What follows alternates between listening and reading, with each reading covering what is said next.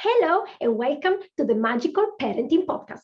I'm Cristina Tumino and I have created a new method to raise strong children, build strong parenting, and keep schools out. In this episode, I'm going to talk about uniqueness. You are one in a 7.7 billion. The same is your child, your partner, or anyone around you. We all have a body made of bones, muscles, blood, skin, two hands, one head, and two legs.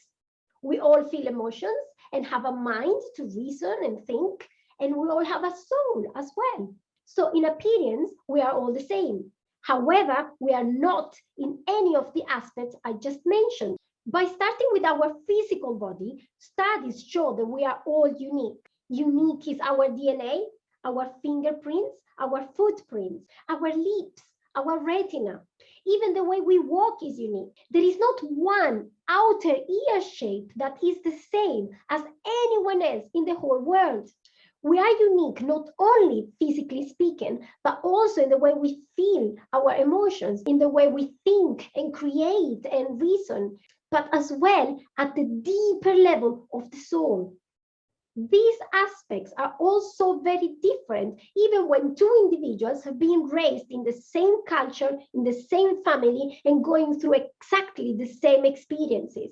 Because we do look, feel, think, and know differently. So even things when we say, I understand what you are going through, in reality, we never will deeply really understand what that specific person is going through and how he's facing it, because we are all different, we are all unique.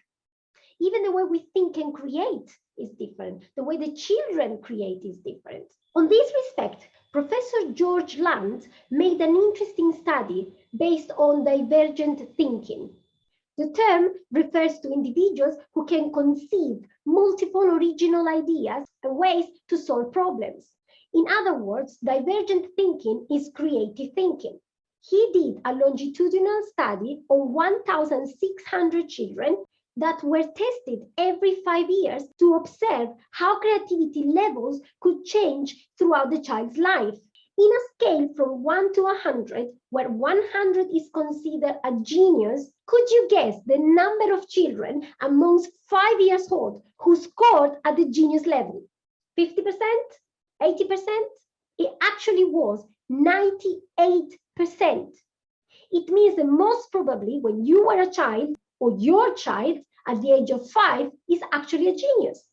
What do you think happens to the same children 5 years later when their creative levels were tested again? The percentage dropped to 30%. And when they were 15, only 12% were considered genius. According to Professor Land, the reason behind these results is because of the way schools teach children. The thinking process of having new original ideas and being creative, therefore a divergent thinker, is like entering into a state of flow where the mind runs free at a subconscious level. This is quite different to convergent thinking, where the mind works at a conscious level by judging existing ideas and trying to make things better. And this is the approach most commonly used in schools. Both ways of thinking, according to Professor Land, cannot happen at the same time. When we think divergently, we create. Creating is the manifestation and the expression of an idea, a thought, or an emotion. It is the connection or the grasping or something not tangible, a vision. When this happens freely, so when we get into that state of flow, the person becomes the vehicle of the idea. However, individual's uniqueness is what makes the act of creating unique. When education represses creativity and inhibits the expression of uniqueness, it actually represses our personality, and being unique becomes something rare. And unfortunately, this is why uniqueness is mostly seen and perceived nowadays as something rare. If you look up on the web synonyms of the word unique, you will come up with words like bizarre, peculiar, different, unusual, strange, rare, weird, special, uncommon, and original. These words can have positive and negative connotations. So let's take the word different. I often hear adults and teenagers talking about trying to be different. The trying to implies that they need to make an effort to distinguish themselves from the masses. And they certainly have to make an effort after being taught to be like everyone else. The point is that we are all different and nobody should make an effort to be oneself. In these cases, in order to be oneself, we need to unlearn what we have been taught. We have to eradicate common beliefs and behaviors that are considered normal and common. We have to become aware of who we are, of our uniqueness. And we can do this through a journey of self-discovery, of self-awareness, and self-development. Unfortunately, it is very hard work to unlearn things. And how do you know who you truly are after so many years of not really being yourself? Although being unique and authentic could sound cool and heroic and easy to preach, in reality, it could be the opposite of something appealing, even if in the long run, it can be the best choice we can ever make. In fact, those who express their unique selves are often those who are ridiculed, bullied.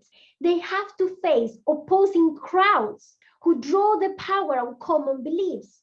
It is difficult nowadays to accept uniqueness because the beliefs of the contrary are deeply rooted.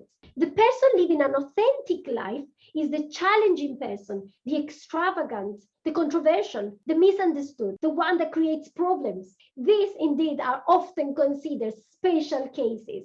And special is another synonym of the word unique. In reality, we are all special. We are all unique. And the norm doesn't really exist, or at least it shouldn't. Being different, or better say, our unique selves, is quite scary and challenging. It requires lots of courage, honesty, and self-love behind people who express or try to their unique self. It is concealed hard work and tears. Something that we're often taught in schools is that we are all the same. We're often taught to think of the community and togetherness, to sacrifice our personalities and individualities for the good of the community. The problem is the more we focus on categories, groups, communities, collectiveness, and togetherness in general, the more we put our differences aside, the more we suppress our uniqueness. And this is not good for each individual and for the community. Unfortunately, this mentality and beliefs are the cause of many of the problems in the world. I talk about this topic with Leila Oresme in our Vast Visions Association podcast in episode number 3.2, where we discuss individuality versus collectiveness. I would suggest to watch that episode too. We've been talking about being special and unique, but what's the purpose of this? At this point, I would like to tap into ancient Greek philosophy. Socrates, Plato, and Aristotle believed that the principle of life and the cause of motion is the soul. In particular, Socrates proposed that the soul is the cause as well as the subject of motion, and therefore of change. So if each soul is unique and is the subject and the cause of motion, we can get close to what I want to explain to be the purpose of life. We are all born with unique characteristics and skills. And the more we discover ourselves, the more this will lead us to live a fulfilled life, to find meaning in life, and greatly contribute to the success of the community. A great way to explain this is by using Socrates' ideas of the just soul and the just city. According to the Greek philosopher, a well-functioning state or city is possible when each person plays the role that is given to them by their innate skills. The key is to exert their true congenital capabilities. This is very different from fulfilling desires influenced or instilled by cultural beliefs or external needs and agendas. So for instance, if a person is born with the characteristics of a leader, he or she will play the role of the guardian. That means the leader of the state. He describes other two main functions, the one of the military, that means to protect the city or the state, and the money maker, that is the one that produces goods and services. If everybody performs them according to their unique skills, they will work well in harmony. The just state or city is the reflection of the just soul. And here as well, according to Socrates, within the soul there are three main bodies. The reason, which duty is to think and distinguish right from wrong. The emotional part that stands up for aggression and uses emotions when needed. And the body that he calls appetites because it refers to the producer of desires and wants. When each of these bodies perform efficiently their designated tasks, there is harmony within. The problem is when one of them tries to lead, like for instance, when an emotion like fear or anger leads over the body. In that case, the body and the mind become their slaves.